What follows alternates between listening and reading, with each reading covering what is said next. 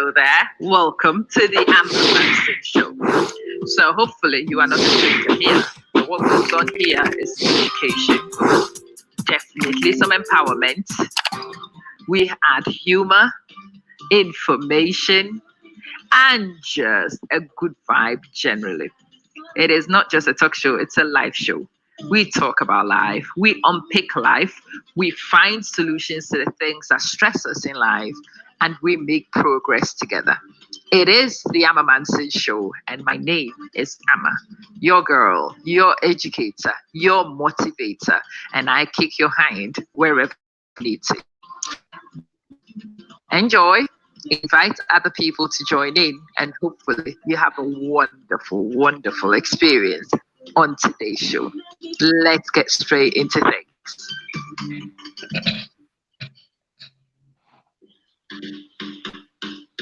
All right.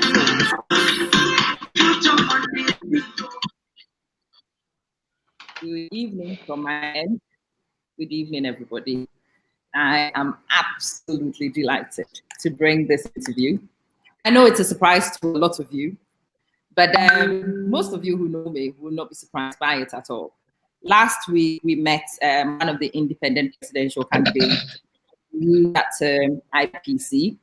And when I use the term IPC, I mean an independent presidential candidate. We've met two of the IPCs already. And in talking to one of the IPCs, it came up that there are more than the two we knew. So yes, I went fishing, I went calling, and I am absolutely delighted that we've managed to get our third IPC.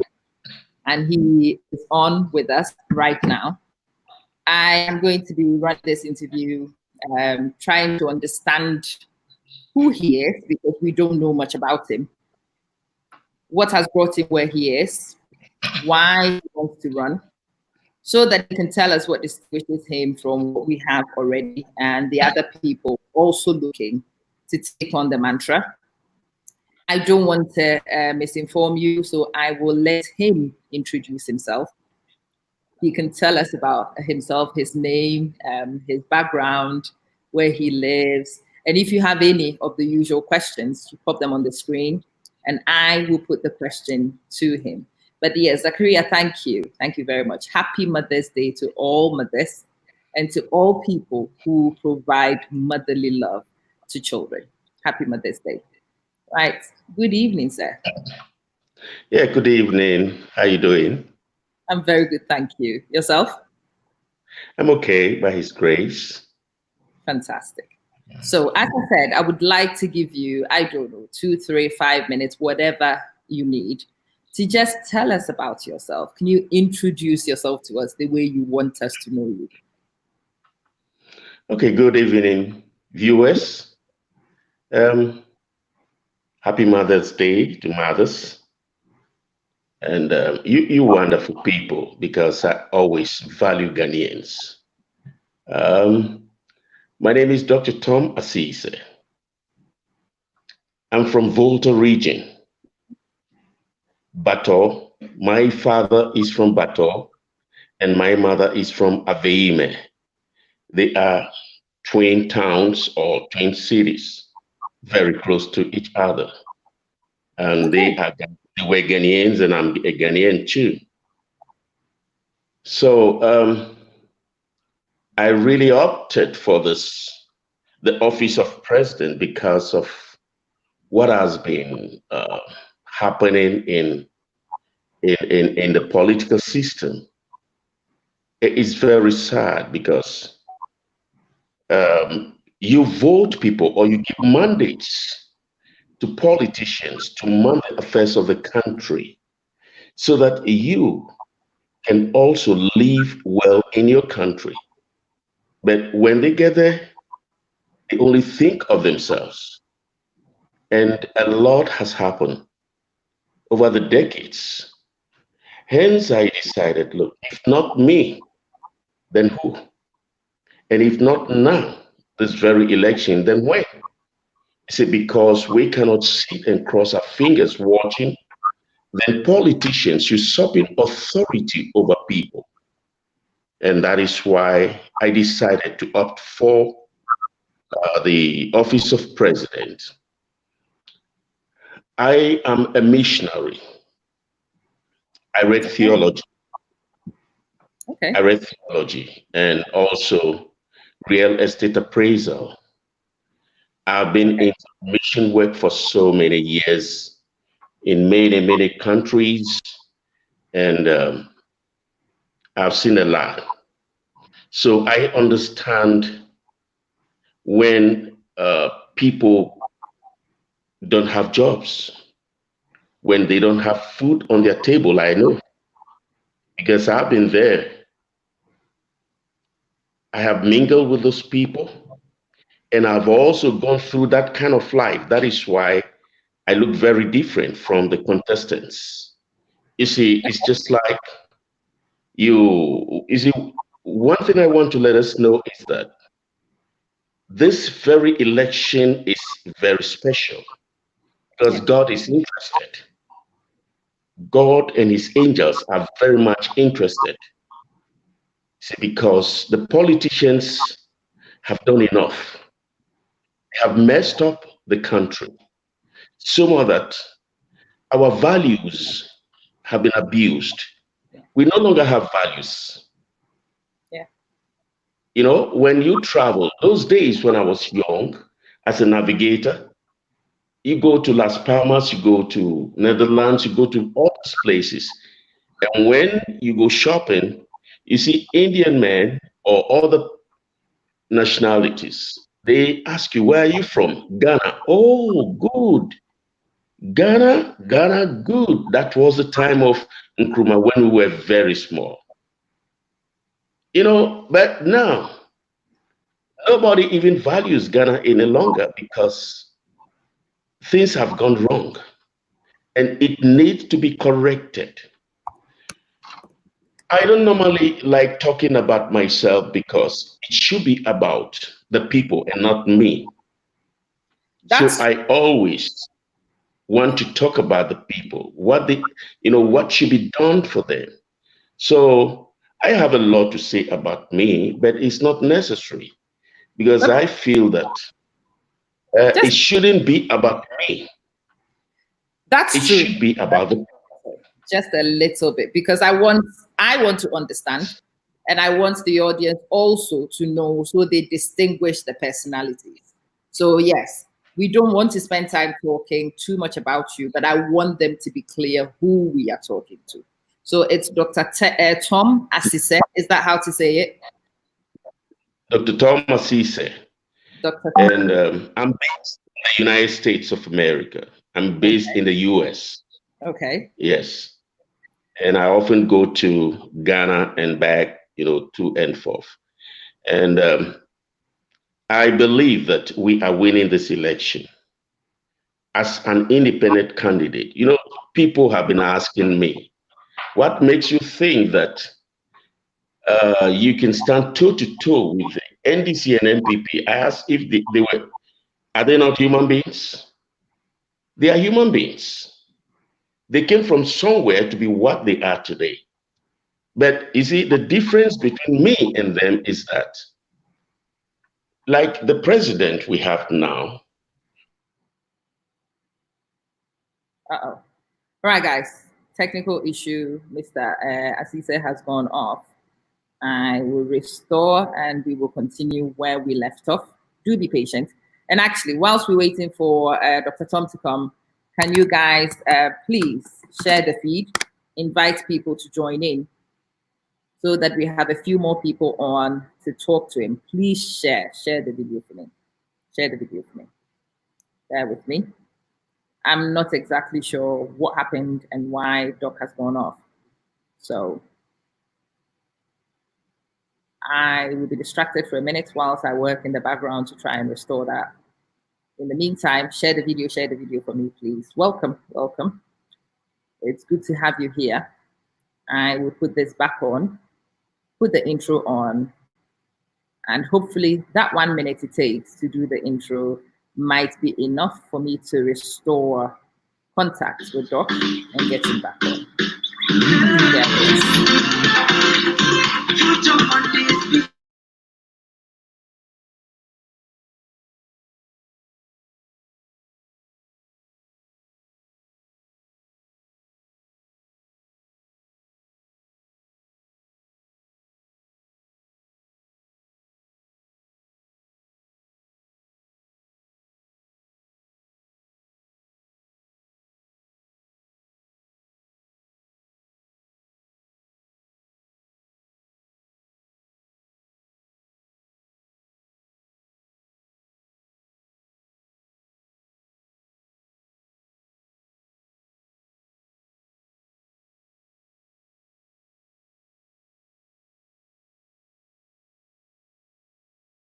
Enjoy, invite other people to join in, and hopefully you have a wonderful, wonderful experience on today's show.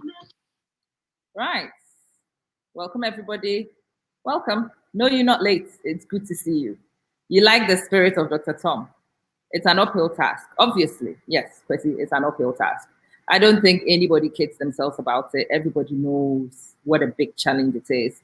But it is a time in our lives where we have to be brave, we have to commit, we have to work, and we have to change things for the better for our people. Because the way things are, not good enough.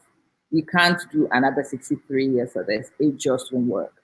We can't even afford another 4 years of it, never mind that extended period. We need to challenge the status quo for sure. Nana Hadassah, hi, good evening, good evening. No, you're not late. Good evening, good evening, good evening. It's good to see you. Dear Boateng, what policy or policies would you like to change in Ghana? We will ask Doc when he's able to reconnect. I have managed to make contact with him. I am waiting to see if he can re-establish contact. It's a funny old little tech-savvy thing we do here, so do bear with us. I am still working to try and get Doc on. He is also working very hard to get himself on. So put your questions up. It's great to see the questions. I think Doc might be back in.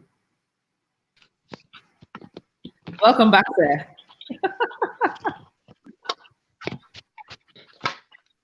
Hello. Welcome back. Okay.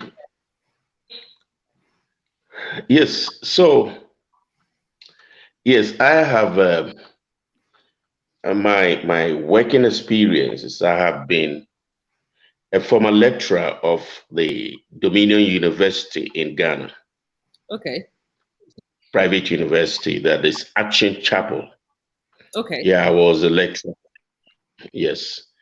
And I've been the principal of Bible colleges and Dean of Academics as well. That is Dean of Academics of Blessed Bible College and principal of Elim Bible College, both in Nigeria. And I taught in the secondary school, even though I wasn't a professional teacher. And I have traveling to places, actually. I read navigation as well from the credit stage of my life, when I was young. So basically, that is it. Actually, when I was in Nigeria, I was the General Secretary of Pentecostal Fellowship of Nigeria for 12 years in Ughelli local government, North and South. And until when I came back to Ghana, then to US. Right there too, I was the...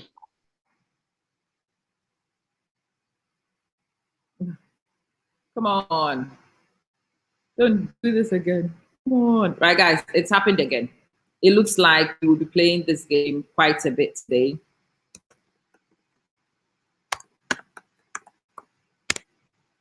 I'm not sure what exactly is causing drops to the line. But yeah, please keep putting your questions up. When Doc settles, I will put those questions to him. I'm taking that opportunity to share the feed whilst I'm waiting for Doc to re-establish contact. There he is. He pops right back in. Welcome back, Doc. I don't know what's causing that, but we will manage it as best as we can. Are we through? Are we okay? We are getting, I'm trying to understand. So I've seen the academics and the career pathway, and I'm grateful for that. Can you tell us a little about family life? What is family life for you? Oh, I'm married with a very beautiful wife, a wonderful wife, and her name is Mrs. Emilia Asisseh, with 6 children. Actually, we married very early, in my 20s, and, she also in her 19, so we grew with our children. Yeah, so that's It is two of them are in the US here. Yeah. My last born is in a university over here. So, and yeah, my first son is an engineer. He's in California. I hope I'm not giving too much detail, you know. So that's it. I'll try not to be, but I'm curious. I want to know who the man is. Yes. I want to know the big picture. I'm a family man. To understand, yeah, because this is the very first time I've come across you. You know, it's very exciting. And it's actually worrying that there is an independent presidential candidate and we still don't know anything about you yet. So forgive me if I get really excited, if I probe. That's but okay. I understand. I really do. Who is Mr Asisseh? It's not Mr Asisseh. It's Dr. Asisseh. Nana Coastal Ventures, Dr. Asisseh is the third independent presidential candidate we are meeting in this series. He is from the Volta region and he has traveled quite a bit. He is in real estate. He's been in navigation. He's been a lecturer before. He's come to the States and that's where we are at. He's a family man. He's got 6 children with his wife and that's where we are at. What I wanted to know next, so when you've been to the States and you've seen how things work in the States, why is it, what makes, let me change the question slightly. What makes you want to go to Ghana and change things? What's wrong with Ghana though? Isn't Ghana okay? What's wrong? Oh, it's breaking. Oh, is what it was? I apologize. Is it better? Can you hear me? Okay, yeah. Can you repeat that question again? Yes. It was breaking in a way. What I wanted to know in the first place is, Ghana is fine. We go to Ghana, there's a lot of kinky, you know, the trotros were there, they're still there. You know, the roads have become better. We even have malls now. You know, people are driving better cars. Everything is good. What's wrong with Ghana? Leadership. A problem is leadership. You see, let me recall our mind back to the time of our first president, Dr. Kwame Nkrumah. Then we were very young, and he understood what leadership it's all about. And because he was a leader, as a leader, you need to lay a foundation. So he laid a foundation, and upon that foundation he laid, he was able to develop Ghana in the span of 9 years. We have the Akosombo Dam, the Tema Harbor, the name them, Ghana Airways that have been sold, you know, State Fishing Corporation sold, a whole lot, you know. So he was a leader, even though he might have his own flaws. But I believe that we are missing the mark. You see, we've not gotten a leader since Dr. Kwame Nkrumah. You know, when he was ousted, that foundation he laid was shouted, and the rest of the president, when they come, they only pick the pieces, couple them together, run their administration. That is why you see cut and nail or copy and paste kind of government, which is not helpful to our country. We are endowed with enviable resources in our country, highly endowed. All we need is a leader who knows how to utilize the resources. That is it.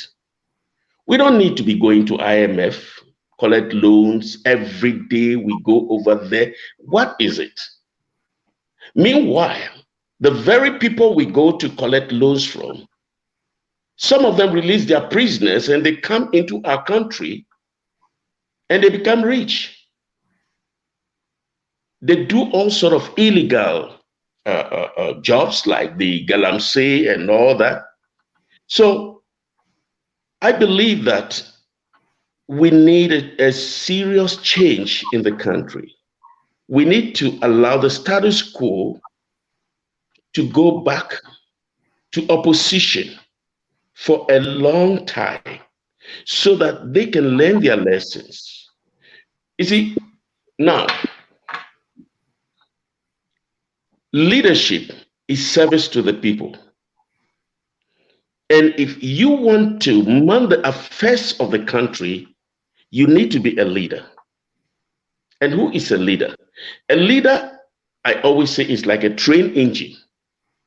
You see, when you sit inside the train, you are very confident that you get to your destination. Now, a leader works with the people. A leader is not an authority. No, a leader is not an authority. A leader is a servant. Because it's the people who hire the leader to run the affairs of the country, to hold brief for them. That is why our ideology, which is democracy, says government of the people, not the politicians, by the same people and for the people.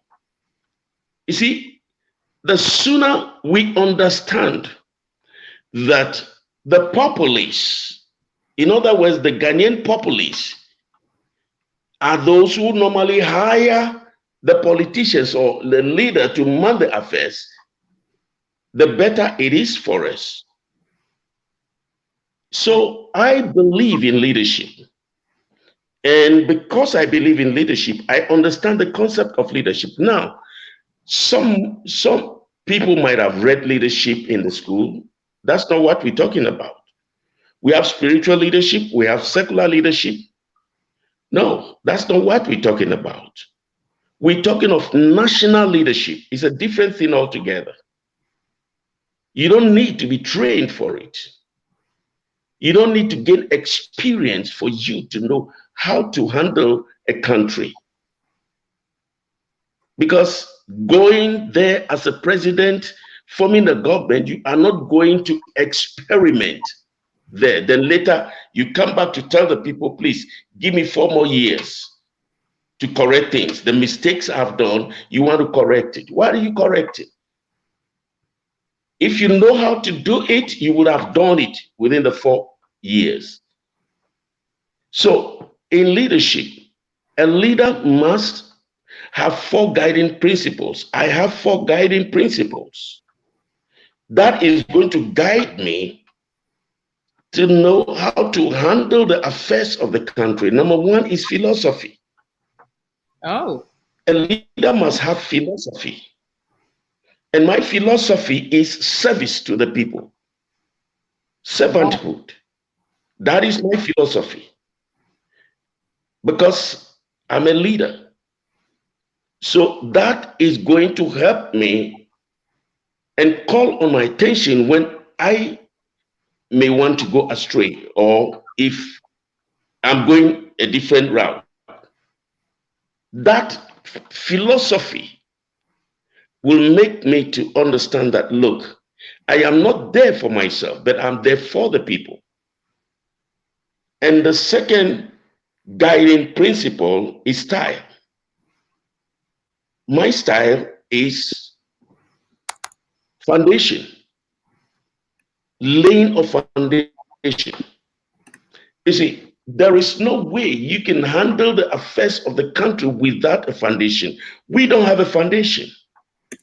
There must be a foundation laid in our country so that the successive government, all other administration that will come after you must flow, must follow.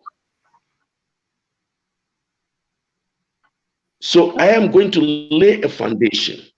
And the kind of foundation we're going to lay is in 2 prongs. That is human resource economic system, and also the minerals and natural resource economic system. Now, when you go, like in the US or the Western world,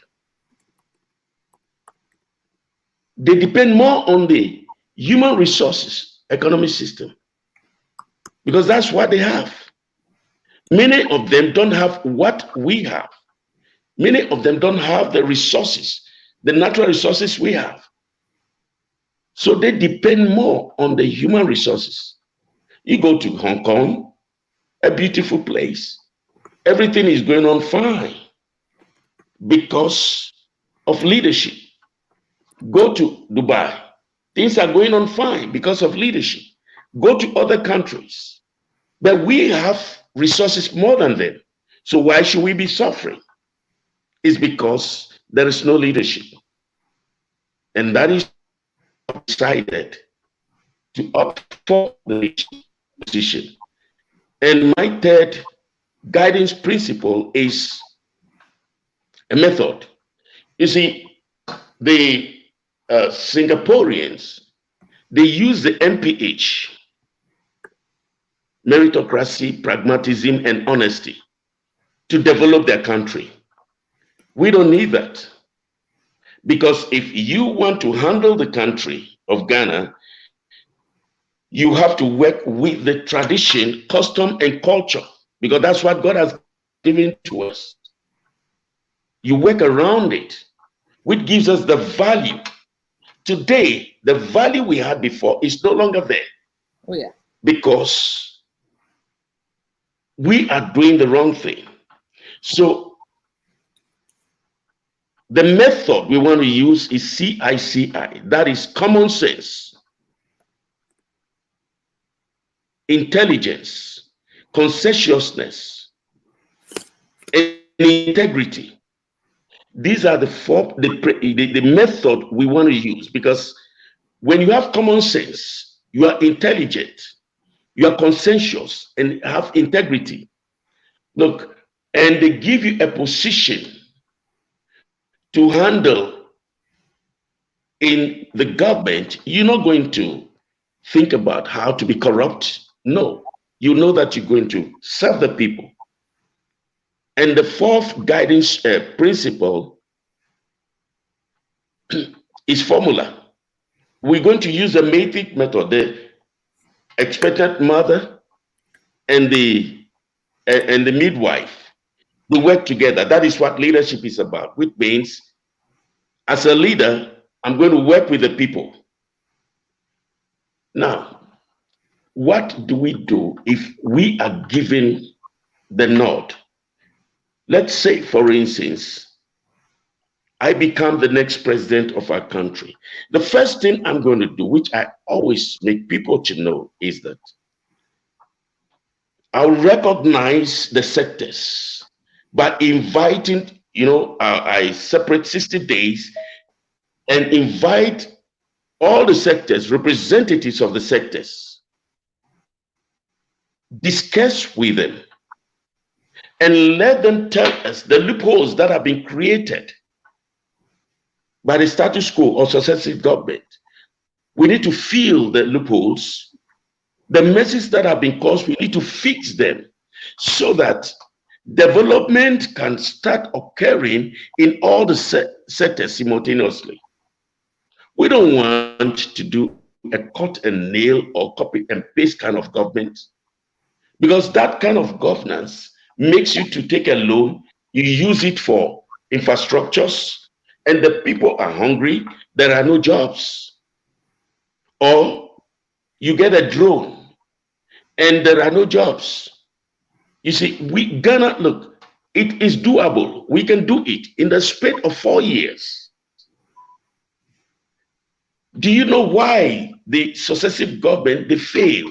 Because they talk too much. Right. When you hand over the scepters of office to them, all they do is they employ or hire people to go to the television stations and radio stations, talk, every day, talk too much. Right. Without action. We believe in action and solution. We don't believe in talk. I'm not going to allow any of my ministers to be going to the radio station and the television station talking. There's a job to do, work to do. You are serving the people. So you won't even have time to be going to the television station to talk. No. We are talking too much speeches and no solution. And that is wrong. Okay. We're suffering the people. We are suffering them. The politicians are living in affluence. They are living the life of affluence, living in opulence. Why is the people who pay them, they live in abject poverty? And that's not the best. It's not the best. With all the resources we have, the people are suffering in the midst of abundance. We have challenges, and somebody must come out and that to solve the problem. And that's why I came out. Thank you for accepting that one. Now, somebody asked a question earlier, and I want to start with that one. Okay. So you want to come and you want to fix a problem. Now we are clear of the problem. We know there's an issue to fix. Isn't it a lot easier if you actually joined MPP or NDC and got their backing to get this done? Why do you want to be independent? All right. That's a good question. Since my youthful age, I've been following the politics. I've been studying, them, and I realized that, look, they are not truthful. They only go there to make money. That's all they are interested in. They don't care about the people. So why would I join people who do not care about the people? Why would I join a gang that don't understand leadership? It's just like compromising. It's just like going to sell my birthright. No. I would rather want to stand as an independent candidate and let them meet me at the polls. I always challenge them. Let them forget about rigging and all that. Let them forget about the crowd they boast of. They don't have crowd, because if you have crowd, you do not rig. You depend on your crowd to win. Because they don't have, that is why they rig. But this election is going to be with a difference, because God is going to be there. The angels of God are going to be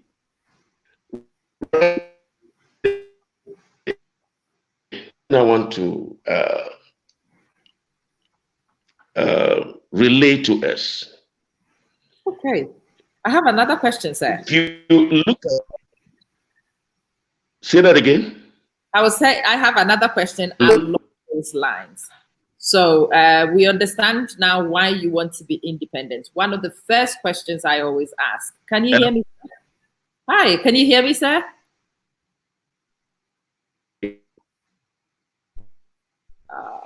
Guys, bear with me. Hello? Hi, sir, can you hear me?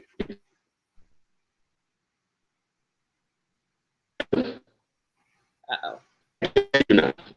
Yeah. Can you hear me, sir?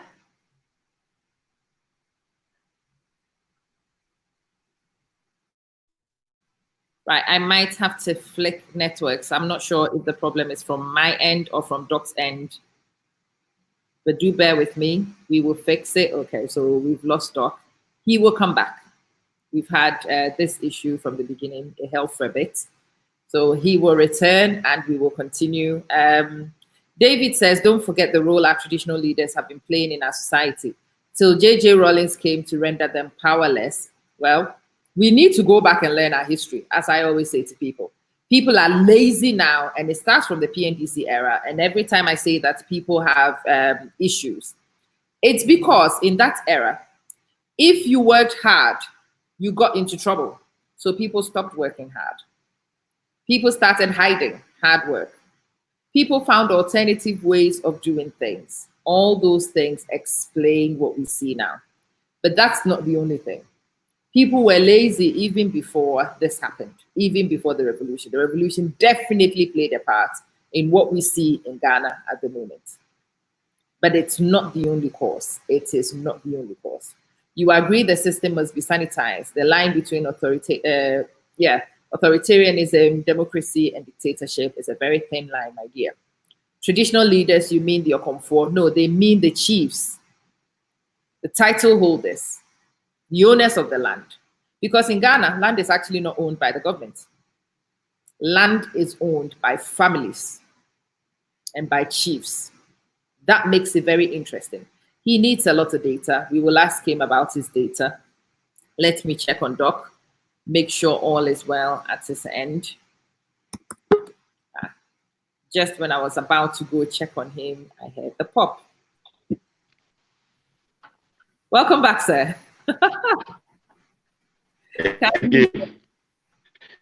Yes, I'm going to join any of those political parties because politicians have never helped us.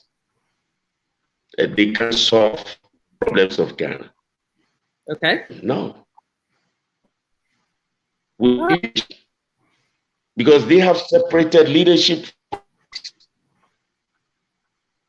So you see, so there is no way I have to join them. Because they don't believe in leadership.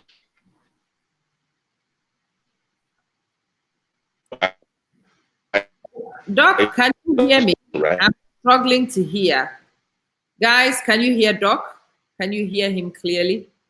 Or are you also struggling to hear? Can you please give me some feedback so we work on what to do to progress this further? I might have to change networks and use a different one. Well, works in the hope. He's gone again.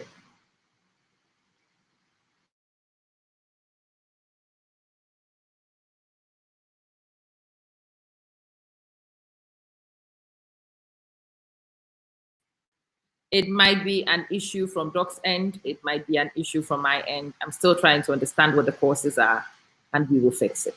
Do bear with us in the meantime. Let me get to your comments. Why not form your party? Okay, Doc is back.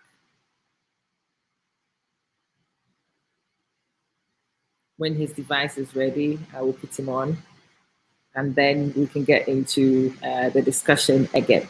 Welcome, if you've only joined us. I am speaking to Dr. Tom Asisseh.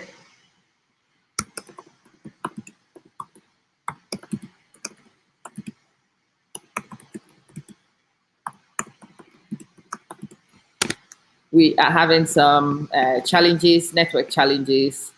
Doc is in the back room. I'm trying to get him to enter the chat room properly so you can see him and you can hear him. He's working to get himself on. But let's talk in the meantime.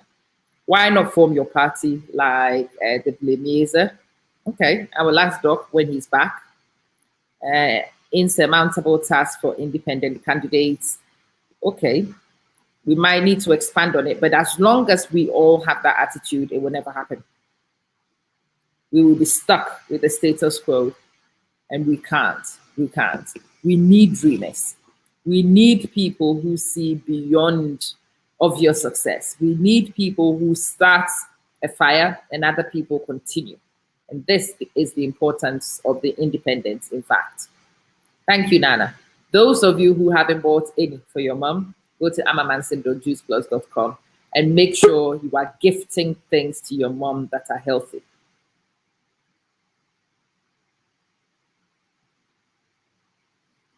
All right, the challenges are interesting. Do bear with me, guys. Let me ring Doc. Oh, I think we might be lucky.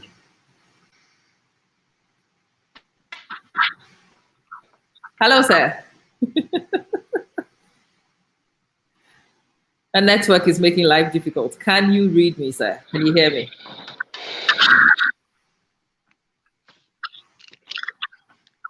Welcome back.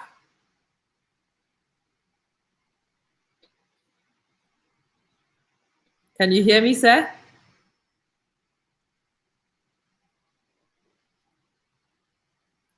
Hello. Can you hear me, sir?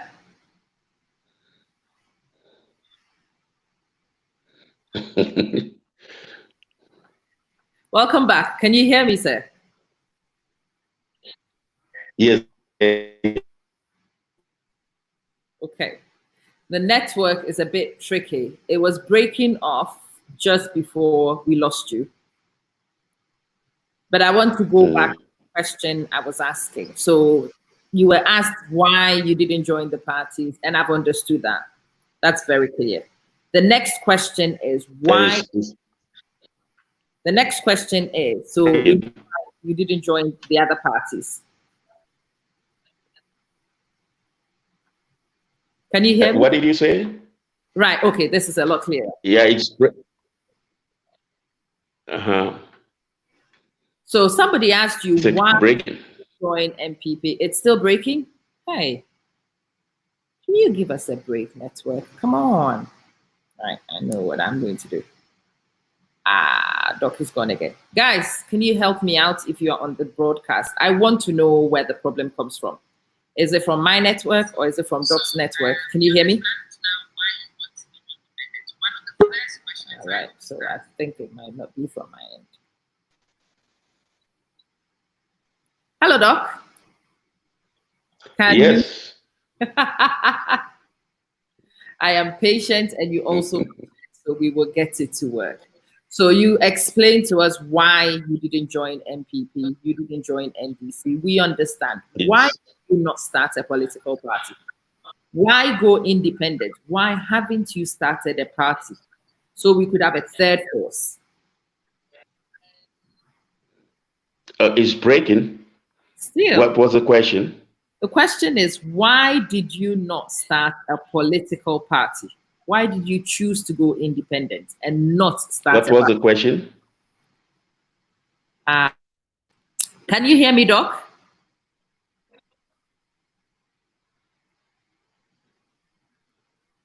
Hello, Doc. Can you hear me?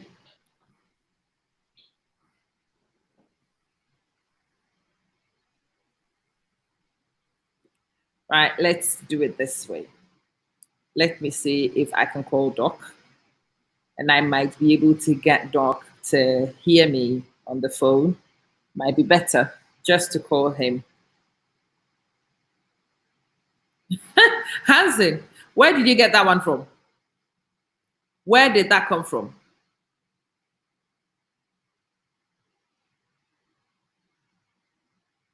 Yeah, Faltubeji Golf has been around for a while. Our history is not as clean as we like to think it is. No, our people have not been angels for a long, long time. Our people have had, now we talk about Nkrumah, and you would think that he was the savior for all Ghanaians when he was president, and that's not true. We are an interesting group of people. Very interesting group of people. Doc has popped in. We will see how the network goes. If the network is not helping, I will elect to call Doc and continue this on audio.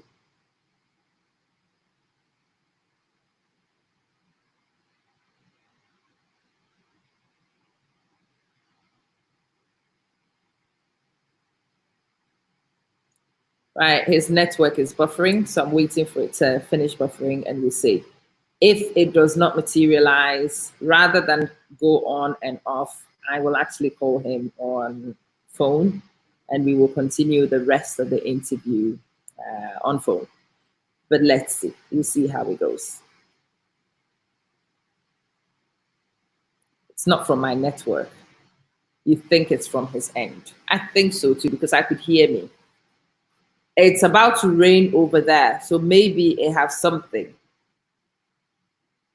Maybe it has something to do with it. Hansen, how is he Ghanaian's biggest fraud? Please come and explain. You can't drop things like that and go off. Hi, Doc.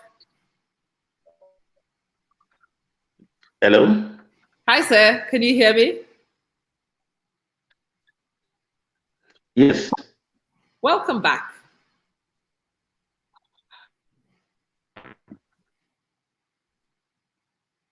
If it happens one more time, I will simply call you and we will continue the interview on phone.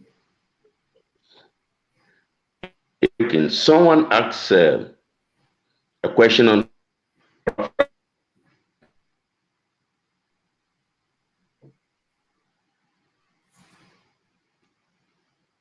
Right, this is not going to work for me.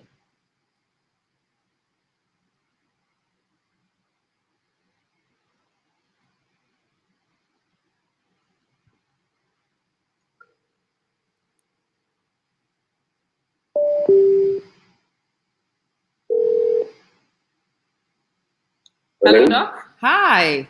Right, I think we will continue the rest of the interview this way. The network is not helping. So I will talk to you on phone and it will pick it up on the feed so that the audience can hear you clearly and we can understand what you're saying. Is that okay with you? Okay, that's on the phone, right? Yes, just like this. We will talk, they can hear you. They don't Okay. see you, but they can hear you.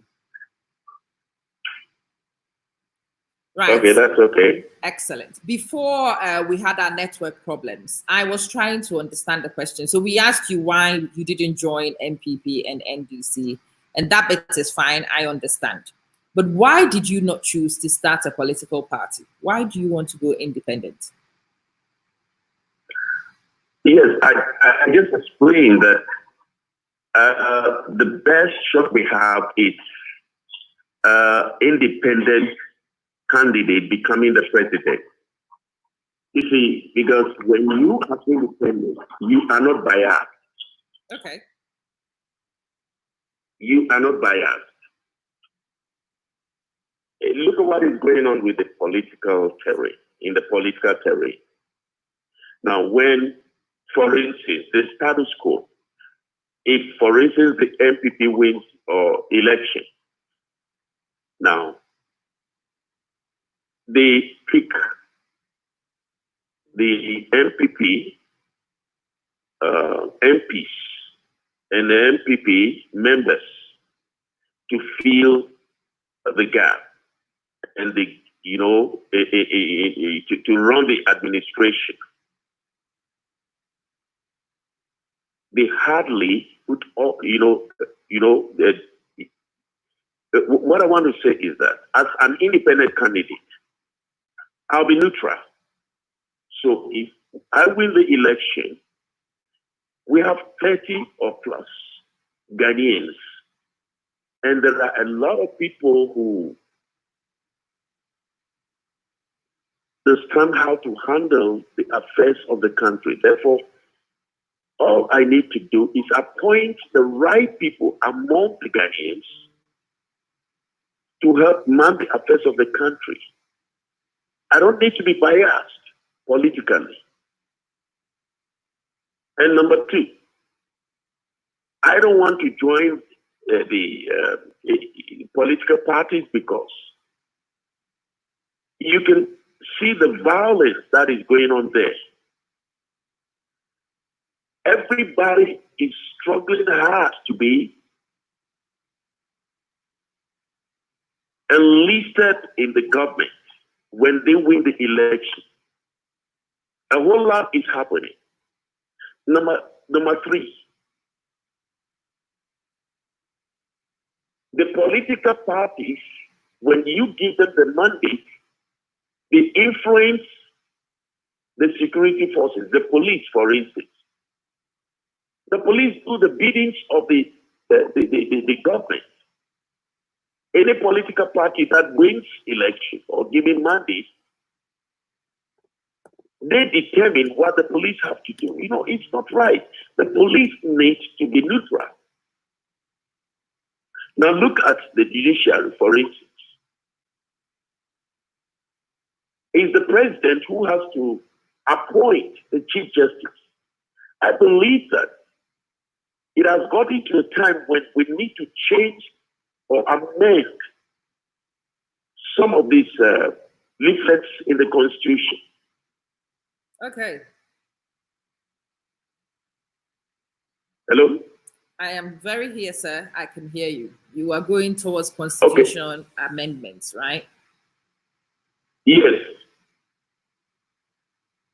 So a lot is happening in the political terrain. You see, there is nepotism, sectionalism, too many things happening there. So we don't need that. We have tried them for several years. They have not helped. And therefore, we need to let them go into opposition. Okay. Then an independent candidate takes over.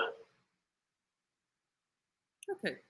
For instance, if I win the election I'm not going to appoint any of the MPs to be a minister. No. You have to be in the parliament to do the business of the nation over there, to make laws. You have to make laws. Because if you mean business, representing the people that voted for that sent you to the parliament, you wouldn't even have time doing other things or becoming a minister. You see, so we want to do things right. So I don't believe that politicians can help us any longer. That is why I have not joined any one of them.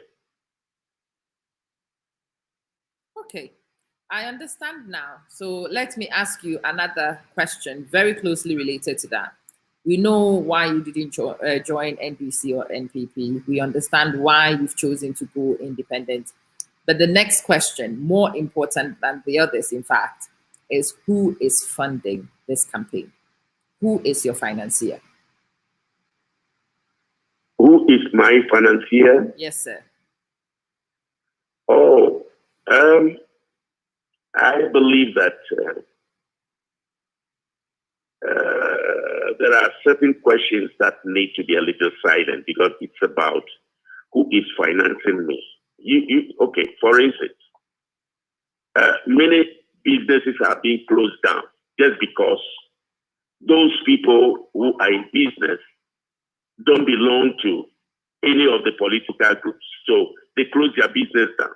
Oh, no. I'm not So asking I don't for think individual it's names. I'm not asking for individual coming out names. with who is financing me. I may want to.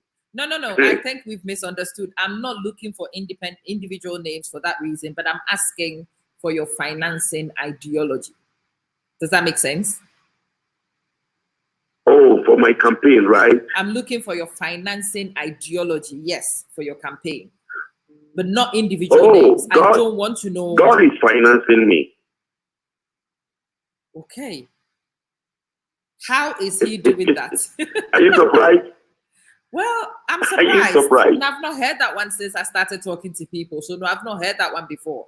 How is he financing? Okay, you are hearing it now because he makes a way where there is no way. Okay. Definitely, he may use somebody or some people to do the job, but definitely he is the one who initiated. Do you understand? I do, but I've got to ask you again a little bit more. So what I'm actually looking for, you know, some people have a single or group of financiers.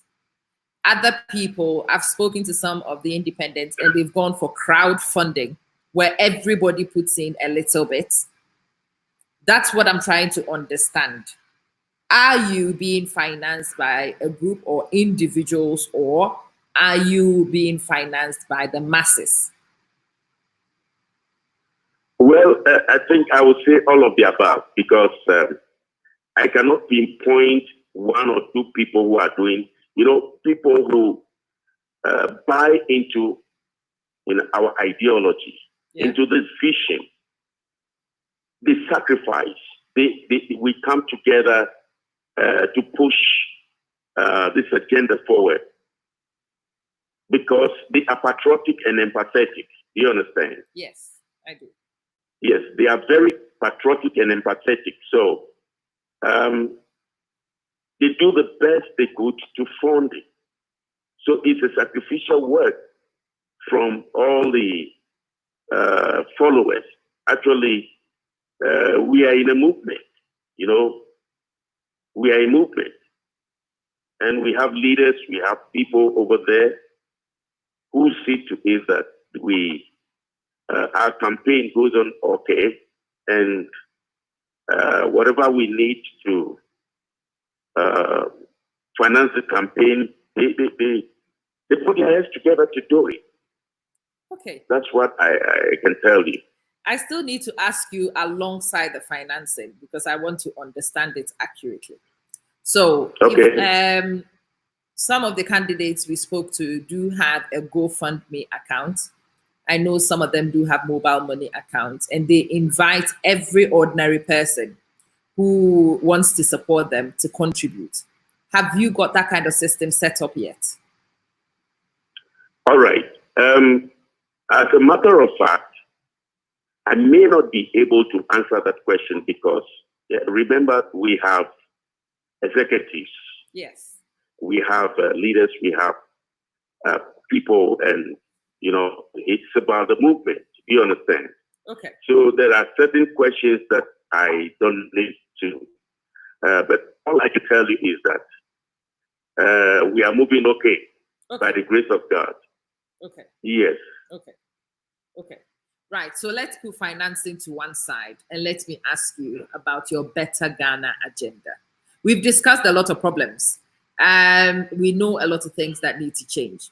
So when you've been president for 4 years, what would Ghanaians expect to see? What's your Better Ghana agenda? What do you have for us? The question again, I didn't hear you. Right. I want to know what your Better Ghana agenda is. When you've been in Better office Ghana agenda. for Okay. 4 years, after 4 years in office. All right. Like I said from the onset, that in my first 60 days, I'm going to invite the representatives of the sectors. Okay. Then we have a sit together, and we want to know the areas that loopholes have been created by the successive government, so that we can fill that loopholes. Okay. And yes, and also, whilst we're doing that, we're going to have an immediate term jobs, and that is mechanized large farmlands all over the country. Okay. At least 2 each, to start with, 2 each in every region. And in order to create jobs for the unemployed graduates and the kaya years, Okay. the shoeshine boys on the street, we create jobs for them, immediate jobs. And with a large mechanized farmland, we're going to construct a factory alongside every farmland, because the produce of government farmland are not going to be exported. They are for the consumption of the people in Ghana. Okay. Yes, and also the spillover will be sent into the factories, okay, where they'll be processed, that which it can be exported. Right in every farmland, we'll have housing units to accommodate the workers. Okay. And so that they will pay just a little as rent, while they work. They don't need to hustle for a place to. In other words, they don't need to be homeless. Okay. And apart from that, like I also said, all the sectors will be experiencing development simultaneously. We're going to have a duty-free ports and harbor, so that the car dealers, when they come with their cars, they don't need to pay that exorbitant charges, duties, but they will pay the port charges just a little, so that every Ghanaian should be able to get a car affordably. And also the same thing applies to the spare part dealers. We want to make things very easy for us in the country. Then, like I said before, the foundation that we're going to lay, which is the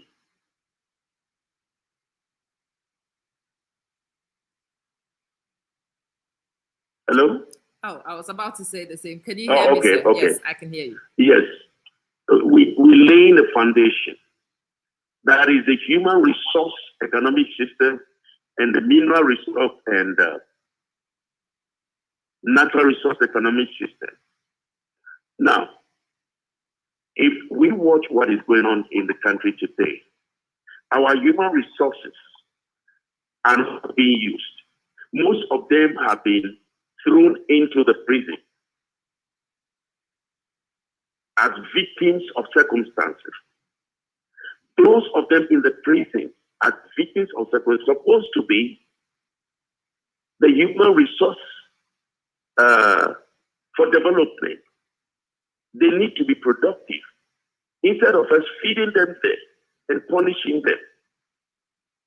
So when I get the nod, I'm going to make sure that we have a fast track retrial so that those who are found not guilty, they will be released immediately. Then we send them to the farmland. So the farmland is just an immediate term jobs where the people there working, we have the chance of opportunity of upgrading their lives. Now from there, they can delve into other areas of their choice. Because industries will be established, factories will be established, firms will be established simultaneously, and things we're going to operate with duty-free ports and harbor.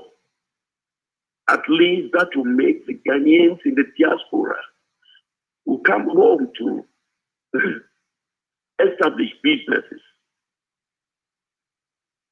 to invest in the country and allow others who come into the country to invest as well.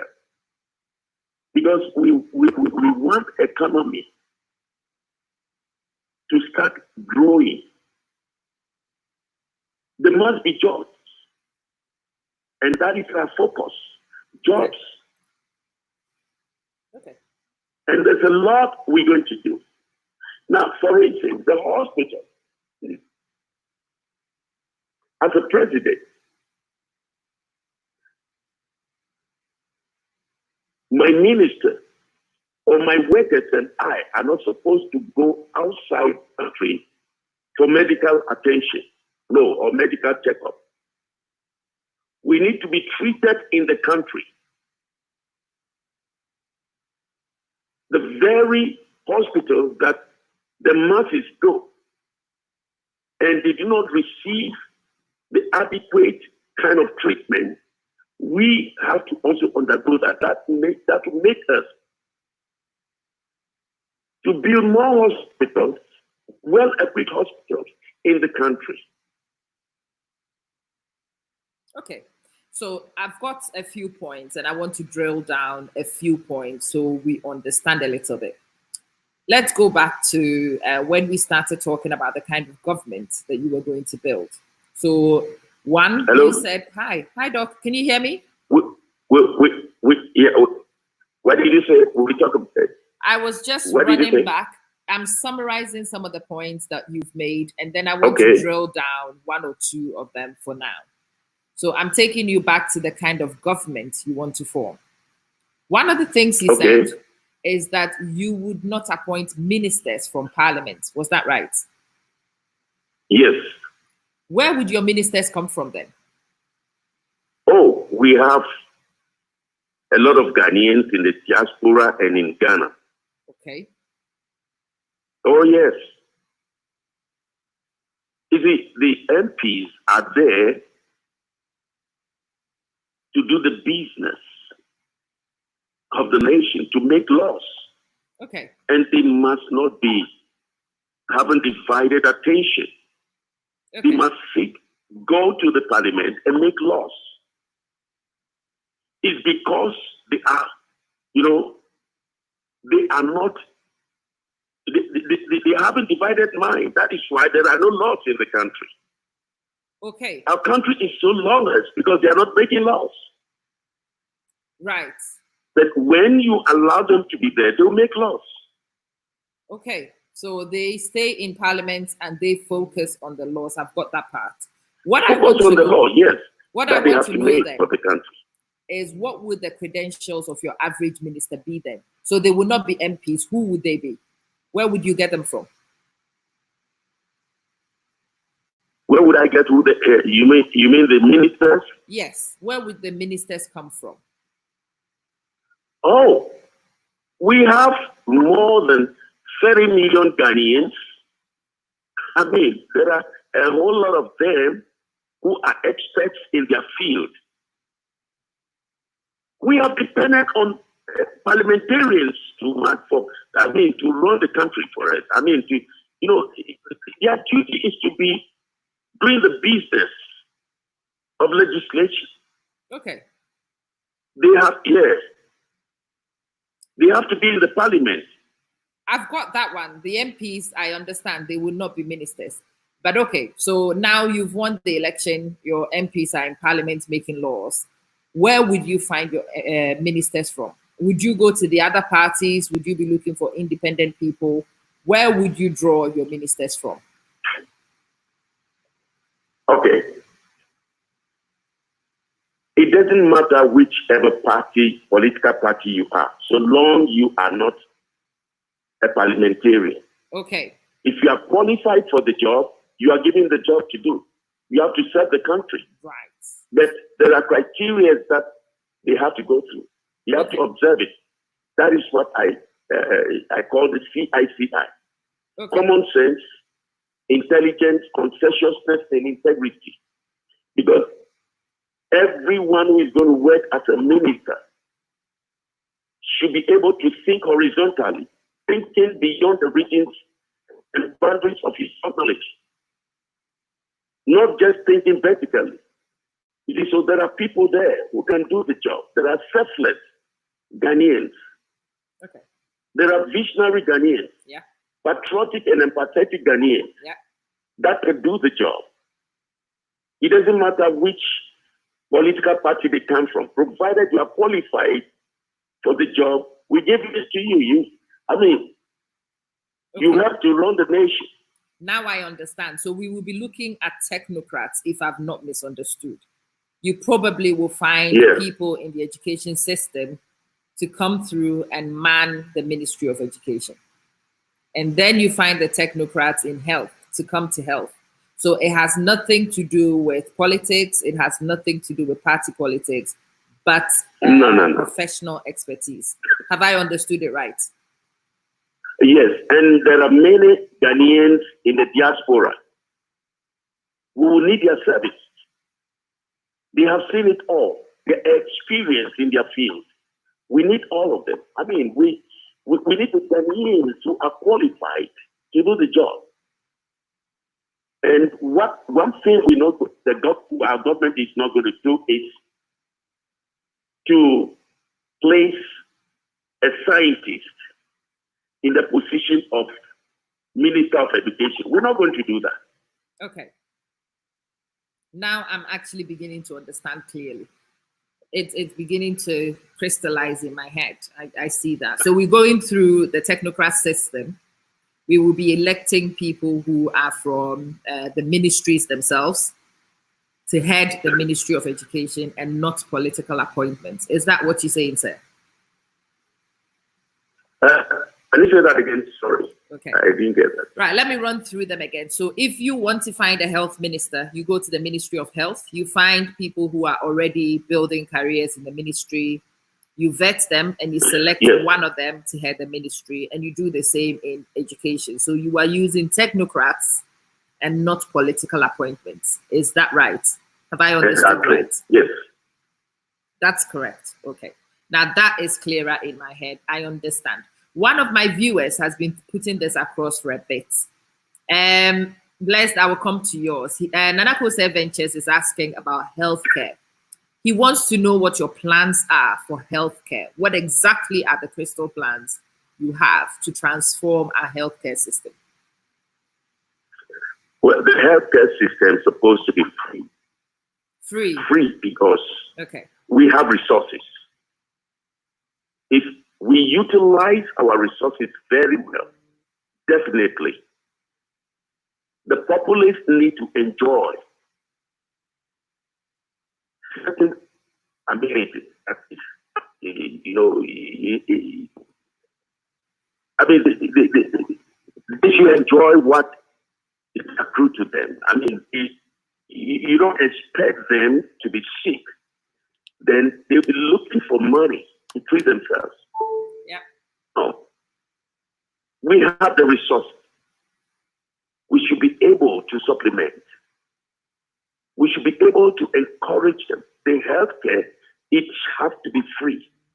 Okay. Right. How would we, have you got down to how we will finance this free healthcare?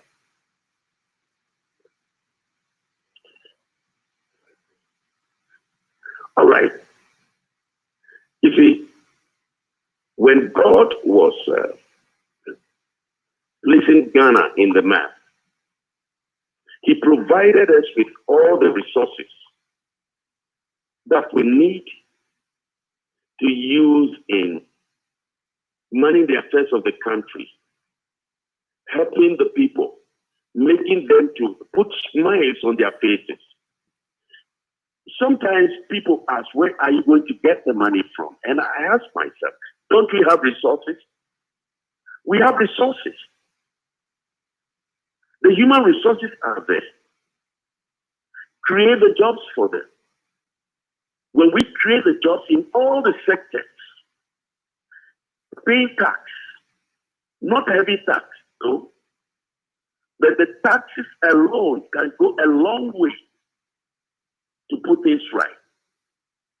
Okay. If we, the government, are not just extravagant, take for instance, we want to commemorate the independence, independence. We can be spending about $50 to $60 million for just half a day independence commemoration. All those things are not a waste.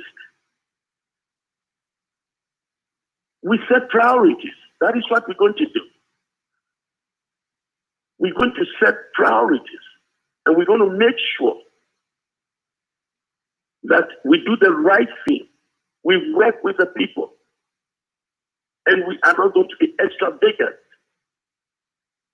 We want to be transparent to the people. Now, we would take, for instance, we have mineral resources. Why can't we let the Ghanaians mine our resources? Why do we have to be giving our mineral resources to outsiders to be mining? And if a Ghanaian wins that contract, we say, oh, no. It's related to somebody. It is not right. It is not right. Look, we can make money out of our resources.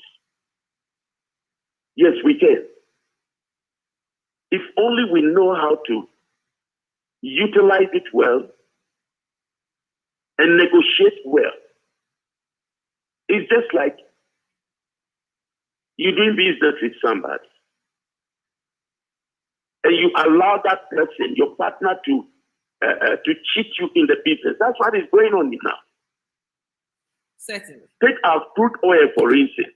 How much are we gaining from our crude oil? How much are we gaining? Not a lot. We have 21 blocks. None of them wants to go to the deeper sea, except a Ghanaian, a young Ghanaian who is bold. When they ask Cosmos to go there, they were telling stories. They want to be drilling our oil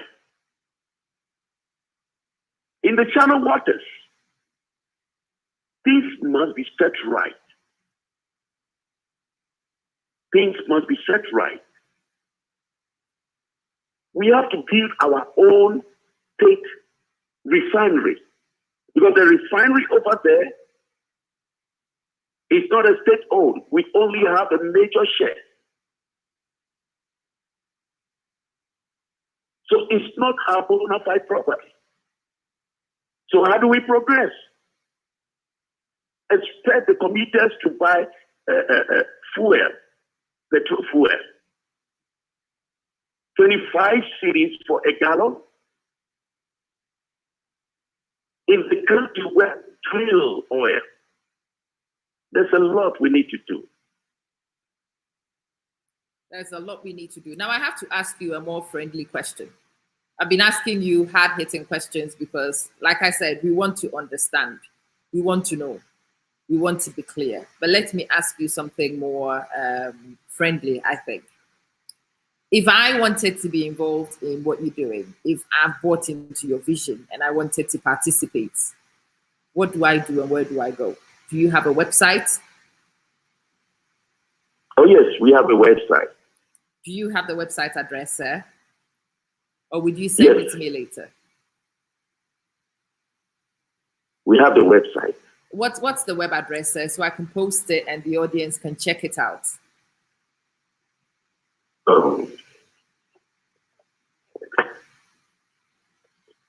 Let me see. Yes, Kweku, our resources have been given to foreign companies. And or maybe you can give it to them later. I think I sent it to you. You sent it to me. I will put it up later. Yeah, website. Okay. I will access. Now my system is doing interesting things. All the comments have turned into disco lights.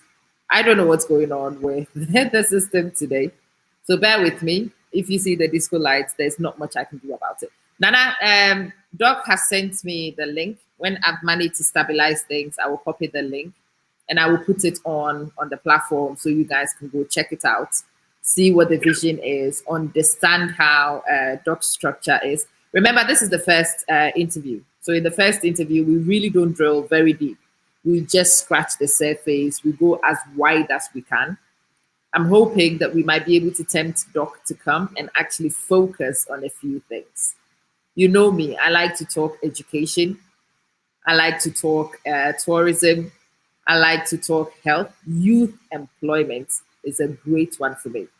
Doc has picked up a few things. Doc, can I ask you a question somebody sent to me privately? Go ahead. The question says, do you think that this current administration has done anything right? If this current administration have done anything right? Yes, sir. Definitely, there is no administration that wouldn't do something right. You understand what I'm saying? Yes, I do. But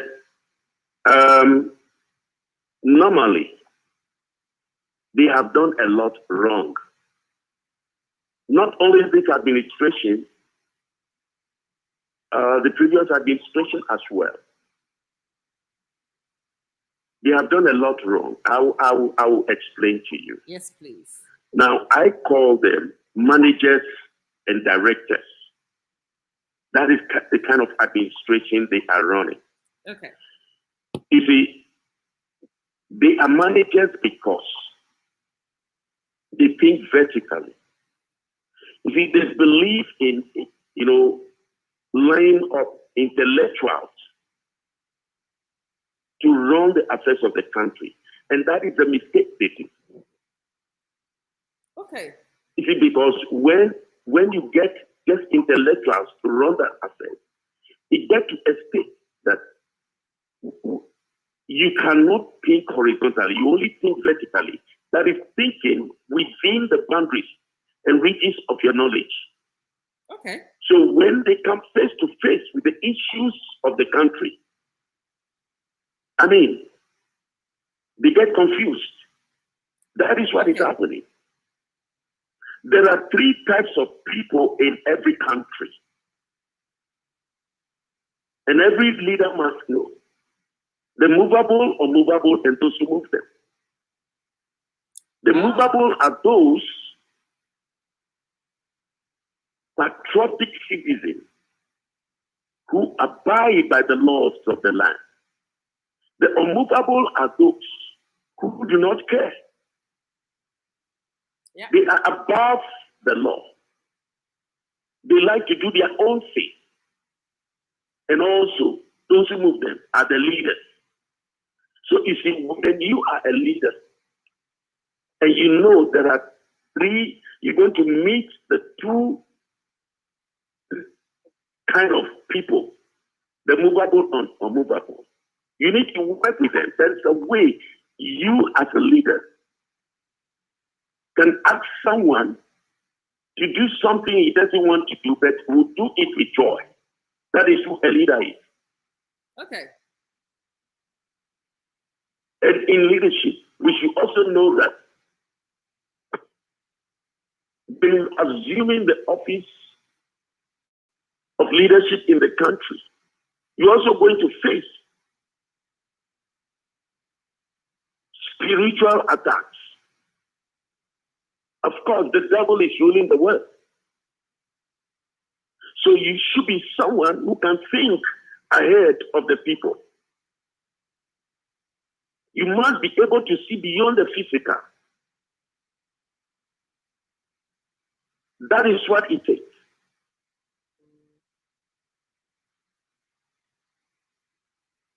So as a leader, you should know that God allowed the rains to fall for everybody. Not only the Christian, not only the Muslims or religious, but everyone. There's that same rain falls for even our brothers. Because God is a leader.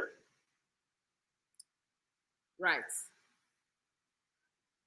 Joseph, I know you guys are throwing a lot of questions. Remember, this is a first interview. I am trying to get Doc to communicate his general philosophy. I am going to be inviting him back like I have been inviting the rest of them back so that we can focus on specifics. So the judiciary system, the education system, the details of the health system, we will sit down and we will talk about those. Today, for most of you, this is the very first time you are hearing from Doc. And I want you to understand his ideology. I want you to understand his beliefs. I want you to be open-minded and listen to the differences, because some of the things he's actually throwing out are quite fundamental. I have not so far heard from anybody who says that his ministers will not be members of parliament. This is new. I've not heard that one before. So that excites me. I like that separation. I think I would like, and he also said something about his ministers being technocrats. Now that again is new. I've not heard that one before. That's very exciting. And of course, I want to sit with Doc and I want to ask him the details. How much does he know the structure, the bureaucracy in Ghana? How much does he know of the difficulties in selecting within the bureaucracy? I want to ask all those questions, but the very first interview is not the time to do it because we want to generally get an idea. So Doc, let me focus on another area. You know I am a teacher. You know I am very, very interested in this one. Our current educational system, what are your thoughts of it? If you were to evaluate the educational system? Yes, sir. How will you evaluate it? Yes, our educational system is very porous. Okay. And then we are going to overhaul it. Interesting. How? We're going to overhaul it because the standard is very low. When you compare it to the Western world, then let me tell you this. When it comes to intelligence or whatever you call it, Ghanaians are the best. That's true. Without it's just because we are not attending to the people well. So our government is going to overhaul the system, the educational system. Okay. We're going to make sure that we discourage that 60 students in a class with one teacher. No. Okay. It's unattainable. Yes, that's true. The best we can have is 25 students in a class with a teacher. World standard, yes. And we're going to remove the cane from the school. because the cane do not teach.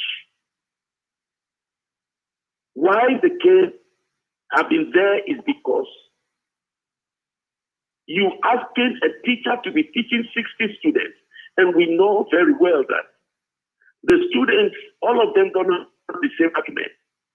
Some have a high profile retentive memory, and some also have the low retentive memory. And you join all of them together. So when the teacher is teaching the lesson, those with low retentive memory find it difficult to, meet up. And he has to, meet up with the syllabus. And the next thing you see, he has to whip the child. And that discouraged many of them. So we're going to look into all those things and bring psychology, serious psychology into the educational system. That every school, there must be a psychologist there. Right. So we're going to, I know that that may be happening partially. That is separating the low retentive memory students. But then we want to give them their own class and train upgrade teachers. So we upgrade them to be able to teach the low retentive memory students. That is streaming, isn't it? Have time for them. That visuals and everything. So that they can also meet up with the educational standard. And let me tell you, the teachers are the least paid entity in the country. But the question is, who taught the presidents that come? Who taught ministers, teachers? Who taught the professionals, teachers? And yet, they have been marginalized. Yeah. But that is not going to happen under my watch. Okay. We're going to pay them well. In the first place, we're going to increase the salary structure of the people in the country from down to up in order to discourage corruption. Okay. You see, when people talk about fighting corruption, I tell them we don't fight corruption, we deal with corruption. And I overheard somebody, one of the people saying, well, corruption is a problem we have in Ghana. No, it's not true. The problem we have is lack of leadership. Lack of leadership. Right. You see, because when you do not pay the people well, and a parliamentarian is earning 11,000 cedis a month, plus the free benefits, meanwhile, those who send him there are earning almost nothing. Is that not corruption? That's corruption. Okay. So we're going to pay the teachers well. We're going to pay everybody well, from down to up, so that we're going to increase the salary, review it, and increase it to benefit the less privileged. Right. That's what we're going to do. Okay. So that you can afford accommodation. You can afford a mobility, a vehicle. You can plan for your family. You can, we are endowed with enviable resources. So why should the people be suffering in the midst of abundance? So teachers will take care of them, will upgrade them as well to the standard that will meet up with the world standard as well. And in corruption, this is how we're going to deal with corruption. If you want to deal with corruption, we don't need a special prosecutor. What is it prosecuting? Nothing. 30 million people, corruption is a virus. Right. It's an inbuilt virus. Corruption started from the Garden of Eden. It's in our DNA. Corruption is in the churches and everywhere. It's everywhere. So you don't fight it, you deal with it. satisfy the needs of the people, and they will not be corrupt. Right. Give them the jobs, pay them well, utilize the resources, put smiles on their faces. And when you develop the human resources, they will develop the country. And as a leader, you work hard you work with the people. So they are even going to make sure corruption does not surface or is not practiced. Okay. For instance, people don't value our police, but they are supposed to be the best police in Africa, if not the world. Politicians have influenced the police, and they are not well paid. Look, in my administration, we're going to provide patrol cars well equipped to the teeth. And all the police have to wear a camera. So if you are playing the trunk outside, it's showing right there at the office. And if you are in danger, it will be shown there. But because you have a patrol car, when you're on duty, you have a patrol car so that you can be safe. With that method, we'll be able to cut out violence and kidnapping and the vices. We will equip them. We pay them well. Increase the salary of everybody so they do the job. When you take a bribe, then you pay for it. You face the law. It is doable. We can do it. All it takes is for a leader to work with the people. That's all it takes. Not forming a government and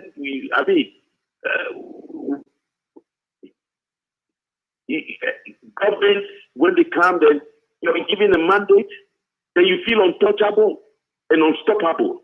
We don't believe in that. We are all Ghanaians. Ghana belongs to every one of us.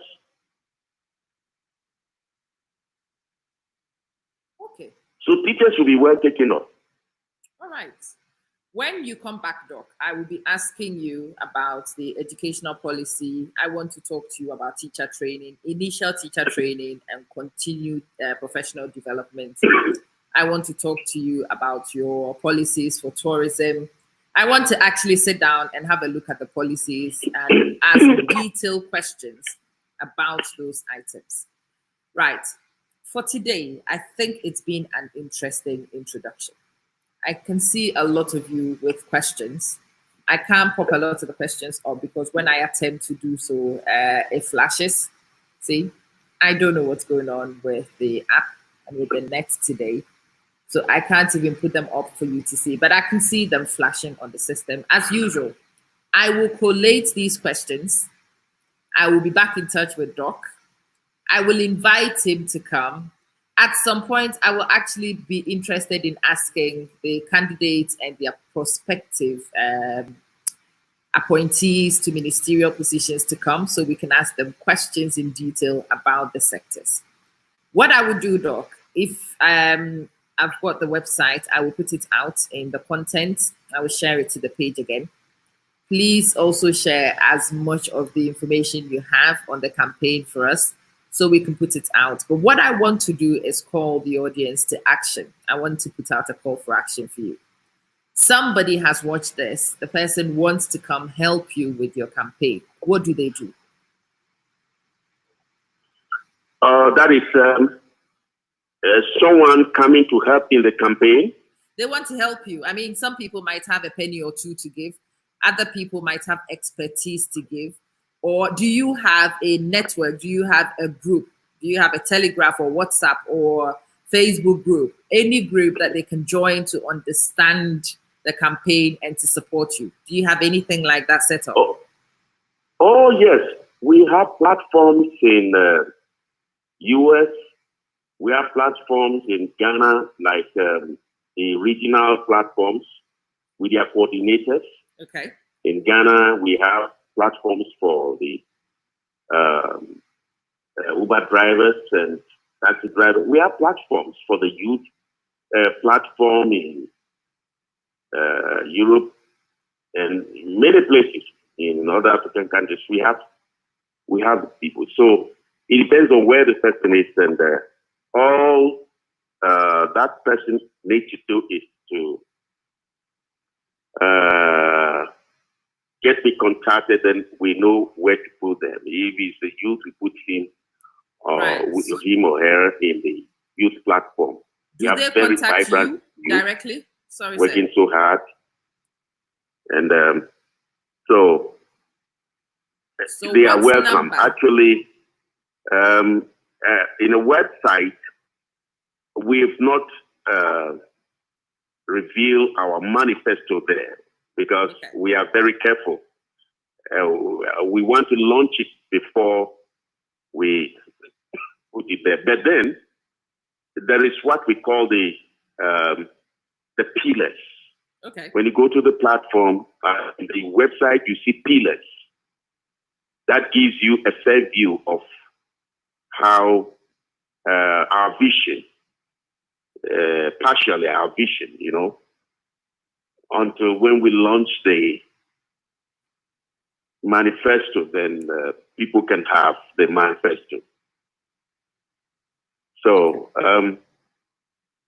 yeah, we are serious, honestly. We are serious. We want to work for the people. We are excited. We really want to work for the people, and we want the youth. We are fighting for the youth as well. So I'm excited. We're fighting seriously. I want to join you. So somebody's excited right now. They want to join you. Is there a number to call, or do they call you directly? Who do they contact? Where do they go to come find out about your campaign and to help you? Where do they go? Okay. You can give the person my WhatsApp number. Okay. It's the same number. They can call me. Okay. Yeah, and after that, then we can refer that to the campaign manager. Okay. It depends on who the person is. If it's a youth or whatever, like I said, then we know the platform we place that person. Okay. But for now, you can call me. Yes, because I am always available. As a leader, even if I'm sleeping, you call. Except I didn't hear the call. I have to wake up because I'm a leader. I have to wake up to attend to your calls. Okay. So so my followers, they know me for that. Okay. So they can call me. You can give them my contact and get to me, and we take it from there. Excellent. We will do that. Thank you so much, Doc, for joining. Guys, I really appreciate your patience. I know the network has not been great today. We've worked with what we could. I know those of you who came later couldn't even see Doc because he's lost the video link. We will work on it. We will definitely invite Doc back so we can drill things down. But Doc, I think you've been very brave to come on this interview. He didn't know, as usual, the kind of questions I was going to ask. So everything is actually thrown him. He's thrown in the very deep end. He's answered questions. I do have follow-up questions. And Doc, I will be back in touch so we can arrange for you to come back and for us to speak some more and understand in more detail what your plans are and how we can all help to make it happen. Thank you. Yeah, I'm available. Thank you. Thank you so much. The best for Ghana. God bless you. God bless you. And long live Ghana. Amen to that. Long live all of us. Thank you so much. For those of you who just good night, Doc. I will speak to you when we are done. Okay. Hello, Mark. Hi. Good evening, everybody. So you need to be a little bit more open-minded with the candidates we have. You haven't been able to catch up. It's been a while. Where have you been? I hope everything is good. You have to be open-minded with all the candidates and all the people I'm going to bring to the table. I want you to see the diversity of the people. I need you to be very careful that you don't judge quickly. Take your time, get to know what everybody is saying. Make sure that you've picked up the underlying ideas. Sometimes you will have candidates who have things that we need to direct and help to improve and refine. Sometimes you will meet candidates who've got things ironed down and ready to go. None to be dismissed. None to be dismissed is the attitude we've all got to adopt. I hope you paid attention. I hope you were open-minded about it. I apologize I couldn't put a lot of your questions up. And Doc, he will watch this back. I will watch this back. We will continue this. And if you have specific questions that I should have answered, I should have asked and got answers for, and I didn't, please inbox it to me and I will coordinate and put them up. It's exciting. So far, we have 3 IPCs, independent presidential candidates. And if you've seen the 3 independent candidates, you will see a lot of differences. But if you are open-minded and you actually pay attention to what these independent candidates are all saying, they actually have a lot of commonality. They have more unifying them than they have separating them. And that's one of the aims for me with these interviews. I want to bring people to the table. I want us all to understand each other and to hear each other's ideas, ideologies. I want us to be able to work towards alignment. Because if we really want to effect change, alignment will be required. Collaboration will be required. But you cannot align and collaborate until you know. And that's what we're trying to find. I am eternally grateful to those of you who come on the platform, those of you who share the broadcast especially. I can guarantee you that most of the places you belong to have never heard the name Dr. Tom Asisseh yet. I've only known about him in the last 7 days. 7 days. Did not know that he had actually launched. Yes, David, you've got to be open-minded. You really have to be open-minded. He has just come in, he's been dropped in, he's had no preparation, and yes, I am up in his face and I'm asking a lot of questions. I want to understand. I'm jumping, people were getting dizzy because we're going round all the topics because he's new and we don't know much about him. Some of them do have websites that we've been to and we've seen details of already. So that informs your knowledge and it makes it easy for you to understand what the person is saying. When you've not seen a website, when you've not seen any concrete material, you are only listening to what a person is saying, and you've got to bear that in mind. You've got to bear that in mind. We've had an hour and a half with Doc. We still don't know much about him at all. We've not scratched the surface at all. We can't jump to conclusions. We cannot do anything else except be open-minded, talk to him some more, engage with the information he gives us so we have clarity about his vision, about his campaign. And then once we have clarity, you can start forming opinions and you can start making judgments. This is really important to me, very important to me. So before you leave this broadcast today, I need you to do one particular thing for me. Click that share button, click it right now. Every group you know, be them political, unless you know that that group is for a specific niche. So if you are in political groups, even his opponents' groups, put this video out there. I want them to see him. If you know, I am going to share this interview with the other IPCs that I have interviewed, so they also get to know Doc. The individuals I know who should be aware of Doc, who don't seem to know him, I will share it with him, with them, so that they would all experience Dr. Tom Asisseh. They will all be curious. People will start asking questions, and we can get his information into the mainstream. He needs your help. We need your help. We all need to do this together. I know you don't do politics, but the fact that you are alive, you are highly political. The policies which are made by these guys affect us all. So we have no other alternative than to do politics. You cannot have enough mark. You cannot defer. You cannot leave every Tom, Dick, and Harry in the country to select on your behalf. It's a dangerous choice. I don't have to vote. I didn't vote in the last elections. I might not make it into this election to vote, but I want to influence what happens at home. And that's why I've switched the cameras on. I do not need to vote. My vote is just but one. But what I say here could actually influence more than one. See, in terms of politics, what I'm doing is more important than flying home to go cast a vote.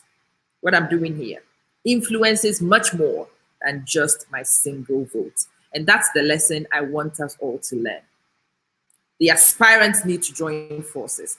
Absolutely. That's one of the reasons why I am interviewing all of them. I am bringing them together. I am getting them to see each other and to know each other. And it's not just the aspirants who need to know each other. They need to know people like Ernesto. They need to know people like Nana Kose Ventures, Mark Jemfi, who doesn't do politics. They need to get to know all of you, and you need to get to know them. And once we know each other, we might be able to forge forward alliances, associations, coalitions, whatever, for change. And that's what we're doing here. That's my motive. Click that share button. Put it in every group you have. Nana Kose Ventures, click that share button and put it on all the pages you have. All the TV media pages you have. Share it with all the media people you know, because I can guarantee you the Ghanaian journalists have still not realized that this man exists. The mainstream media have no awareness of him. And that has to change. That has to change. More people need to engage with him. More people need to get to know him. More people need to understand him. We need to know our candidates. We cannot choose if we don't know what our options are. So share it for me. Tag people.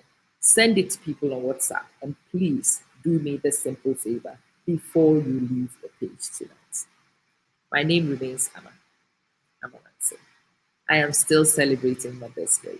Happy Mother's Day to all of you. Mothers don't have to be feminine.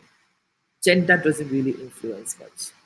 Motherhood is actually a service to children. And if you provide that service to any child, be them biological or not, you deserve that title of mother. And happy Mother's Day to you from the very depth of my being. Sincere appreciation and gratitude on behalf of those you mother, on behalf of general society. May God bless you. Thank you. God bless. Good night, and see you soon.